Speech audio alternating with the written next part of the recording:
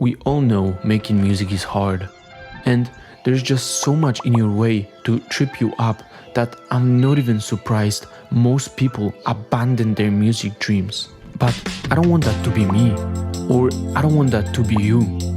So here are 3 truths about music production that changed everything for me. Starting with number 1, just because you aren't good at something is not an excuse not to do it. So, okay, before we get a little bit deeper into this point, we do need to get started with our beat, because to kind of show off this point, I do need to have my sample ready. So that's what we're gonna do. And so for today's beat, I sampled this song called Set Me Free by Teddy Pendergrass, and it sounds like this.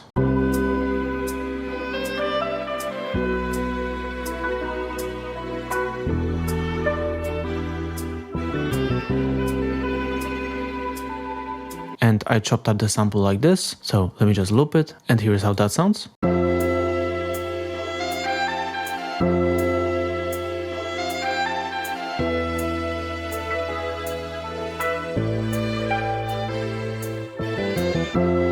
And so lastly, before we actually move on to our point, I just added a little bit of processing. So I just added some cymatics origin, a EQ to just tame some of the frequencies, a reverb, and a phaser, which will make our sample sound like this.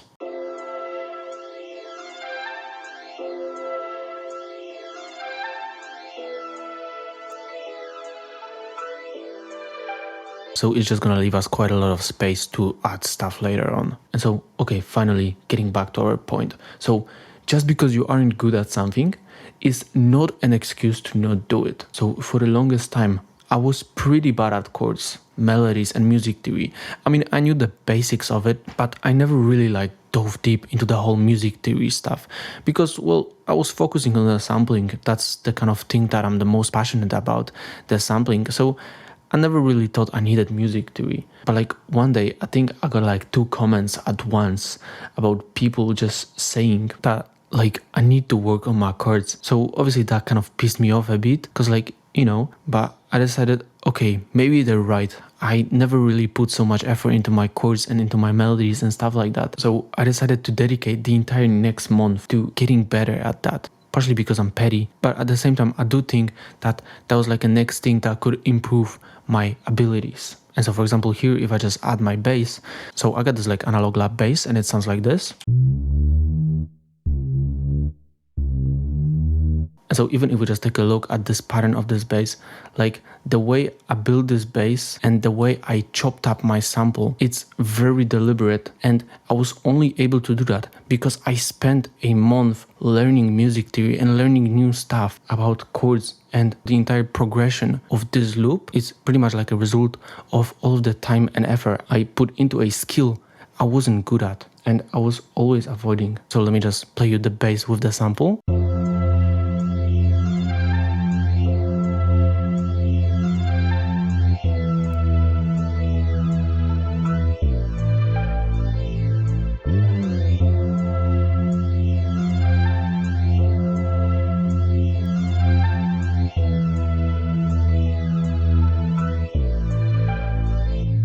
So basically with this bass progression, I grabbed it and then I just built my chords on top of that. So I got this second analog lap synth and it sounds like this. And so here are the chords that I built on top of that bass line and on top of that sample, and they sound like this.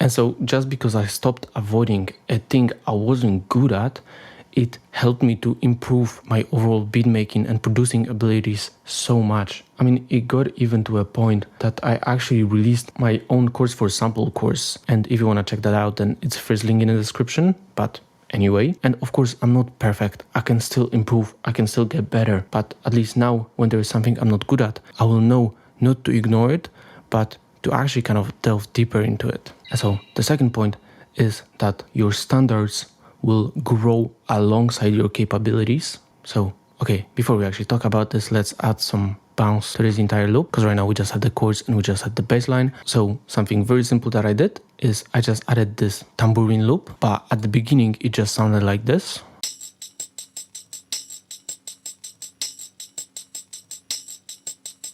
And so I literally just chopped it up a bit to add a little bit more bounce to it, and it's gonna sound like this.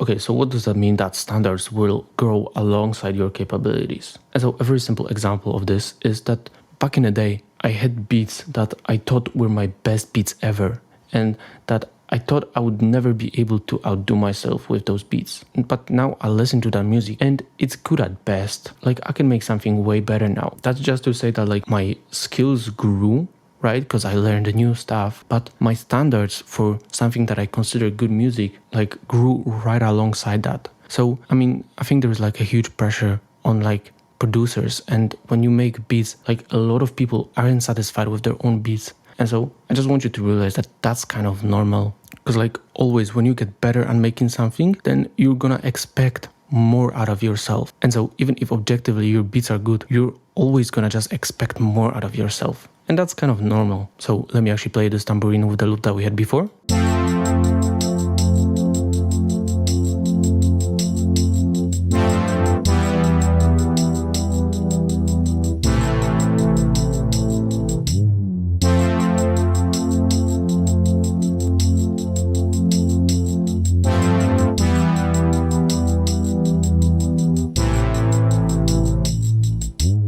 Okay, so next up, I found this drum break by Bader Meinhof. It's a moral issue and it sounds like this.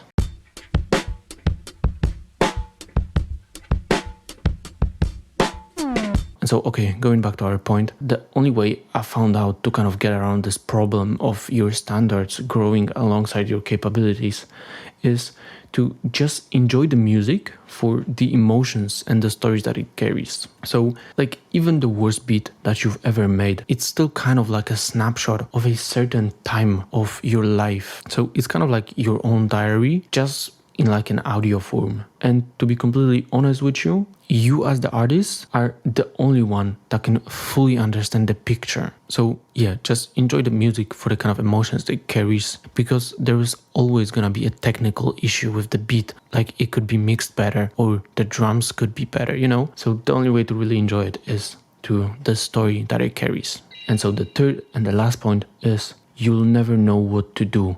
So just do it. That's how innovation happens. And so, okay, with this loop, we kind of have this drum break, but it still doesn't really hit as much as I would want to. So I'm just gonna thicken it up a little bit. So I grab this kick, this snare, another snare, and a snare roll. And I made this pretty simple pattern just to thicken the entire drum loop up.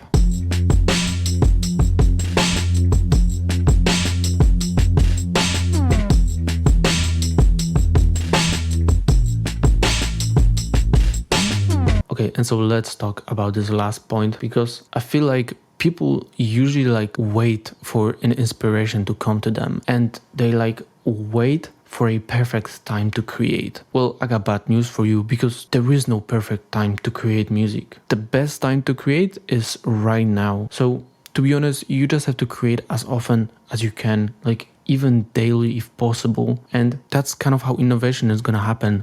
Like you're gonna be stuck on a beat, not knowing what to do, not knowing how to add drums, not knowing how to add chords, not knowing how to do something. And if you just do that often enough, if you're stuck on a beat often enough, well, that's how innovation is gonna come to you. And that's how new, unique ideas and creative ideas. So really, if you don't know what to do, just literally make music. That's pretty much everything. So, okay, let's finish this beat up. And so the last thing I thought was missing in this entire loop was kind of like a lead. So that's why I grabbed this very thick sound. And I played this lead melody on it. And so it's gonna sound like this.